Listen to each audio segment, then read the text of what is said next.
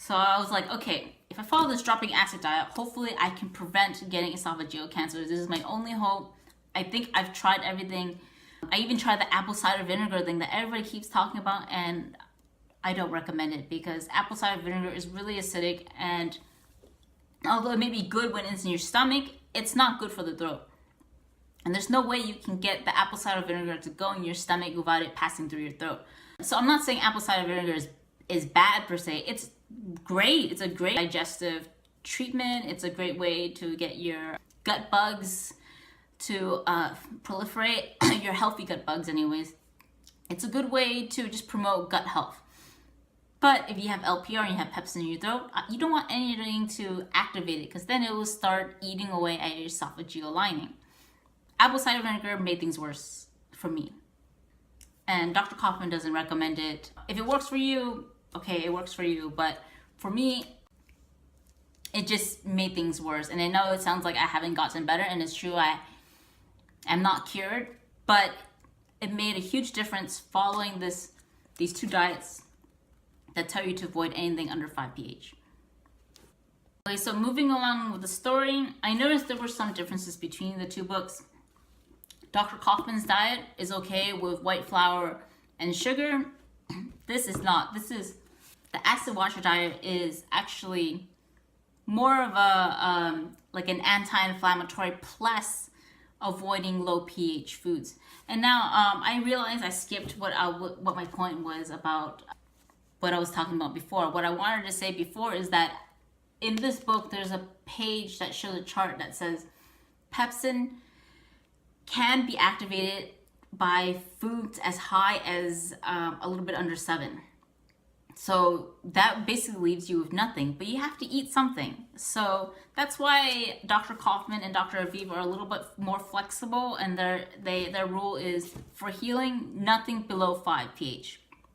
So even if you eat something that is 5 pH, which is acceptable in the diet, there is a chance pepsin will be activated. It's a slimmer chance, that's all. I think it's something like 20% rather than the full 50 and above. But if you eat anything under 5 pH, almost for certain you'll activate pepsin. That's basically the basics of the diet. The anti-inflammatory diet version is like no sugar, no processed things. Avoid acidic things, anything below 5 pH.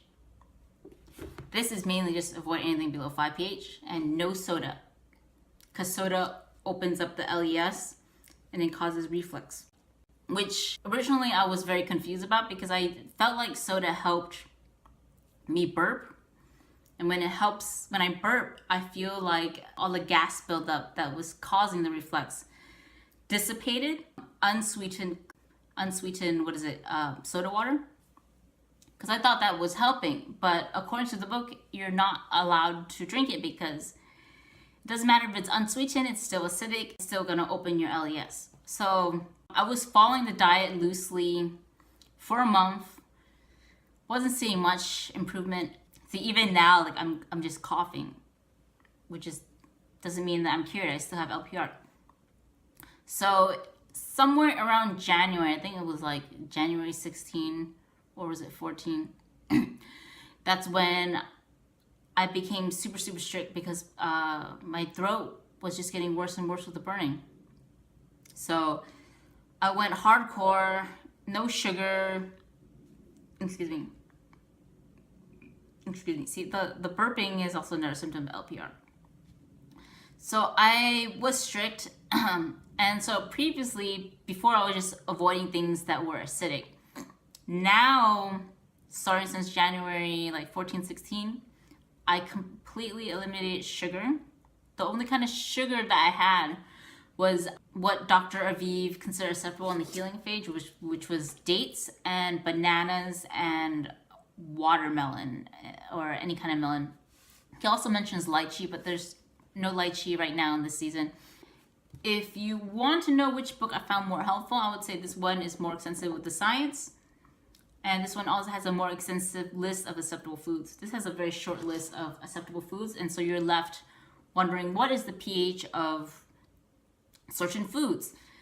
Like, what's the pH of soy sauce? Oh yeah, that's another thing I want to mention. This one allows some soy sauce, This one allows no soy sauce. Your only soy sauce-like condiment that's allowed is Bragg's liquid aminos. I found out later, before I read this book anyways, that soy sauce was not working well with my throat.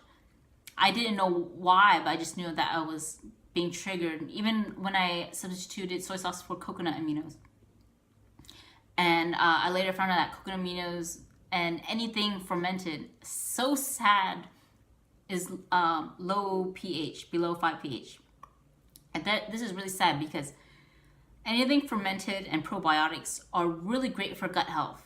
So you're stuck in this catch-22 thing where you can't have fermented foods, so how do you feed the friendly gut bugs in your stomach? Well, probiotics like the capsule stuff is acceptable, but I still feel that just like with food in general, you absorb more nutrients.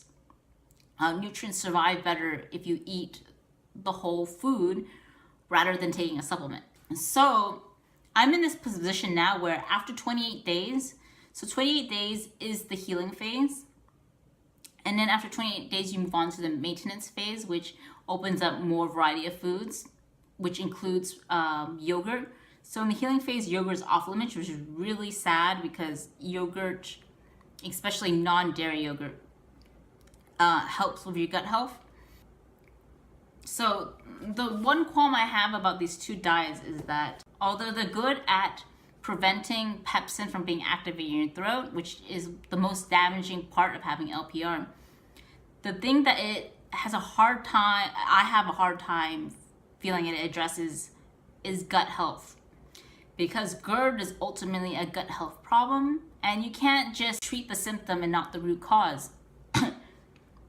Because it's kind of like, I don't know if this is a proper analogy, but it's kind of like, you know, when you have a fire going on, you try to like suck up the smoke, but the fire is still going on, so you haven't done anything to eliminate the root problem.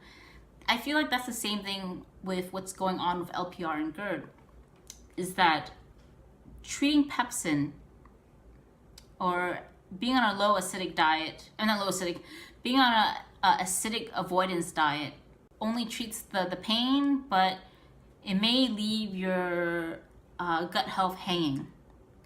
So your friendly gut bugs might end up being starved, and then when your friendly gut bugs are starved, then the bad gut bugs in your body basically wins the battle with the good gut bugs. And when there's too much bad bacteria, you start to have bloating. That's just the beginning of it. You start to have bloating, you start to have digestive issues, maybe diarrhea or constipation. And then eventually it can get really serious where you might end up getting H. pylori, SIBO, small intestinal bacterial overgrowth. Again, I'm not a doctor, but this is just from what I've read. And more GERD and LPR problems. And we don't want more GERD and LPR problems, even if we've already addressed the throat issue. So my goal is to still continue to educate myself. After 28 days, I realized I didn't answer Karen's question. How am I doing on this diet? So after 28 days on the strict diet, I'm obviously still coughing. I'm obviously still phlegming, but the burn has gone down significantly. And that was the biggest thing because I was going to the ER almost every other day. I couldn't handle the digging in the throat feeling. It just felt like somebody was stabbing me with a knife in my throat. It was that bad.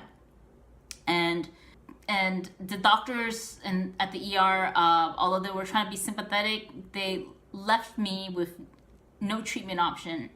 They didn't even know what was going on. They just said, oh, okay, you have globus, which is the sensation of something in your throat. That's only just one symptom of a larger cause.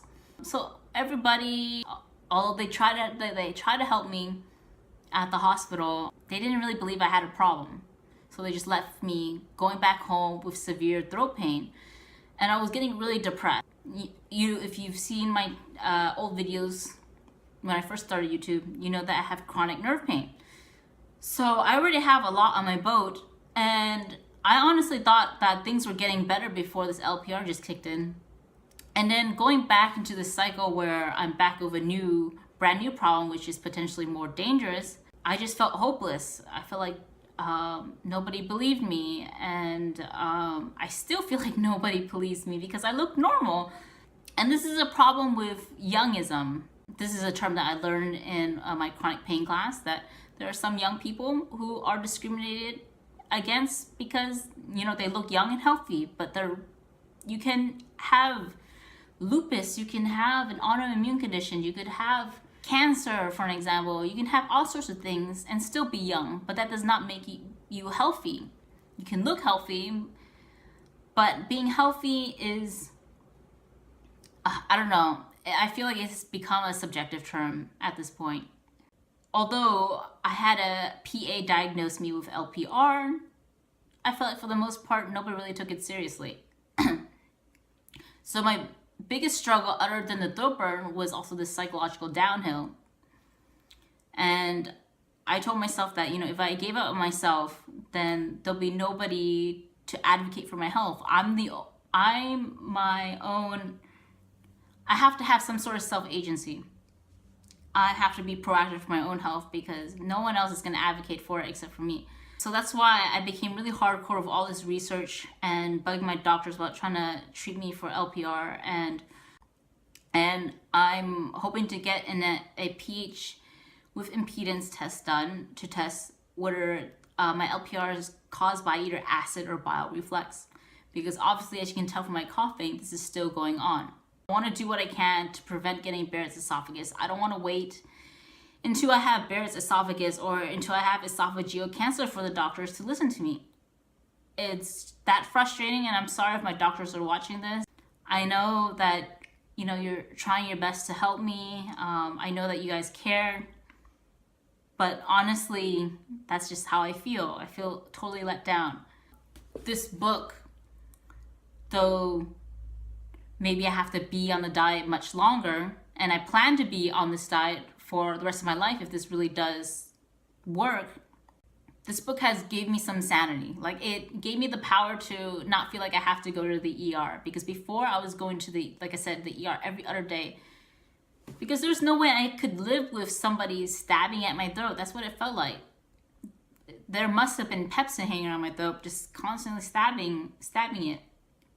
And lozenges didn't help.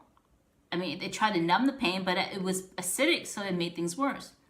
The honey didn't help, and honey is a known remedy for sore throat. This book really uncovered a lot of potential trigger foods for me. So I found out that honey is actually low pH, and the only approved honey for healing phase is Manuka honey. And even then, Manuka honey is slightly acidic, so if it's your trigger, you should avoid it. These two books allow Manuka honey because there's a lot of nutrients in it that is supposedly beneficial for LPR. I haven't got to Manuka honey yet, but I ordered it. So that's a new thing that I'm going to add and see if it helps. Now, I know I'm jumping around a lot with my story here, but the lowdown or the summary of this is this diet helped. It did not cure my LPR. It reduced my symptoms a little bit. Maybe I have to be on it for longer than 28 days. Right now, I'm in maintenance phase, and I do admit I've incorporated some maintenance phase foods and foods that aren't allowed in healing phase.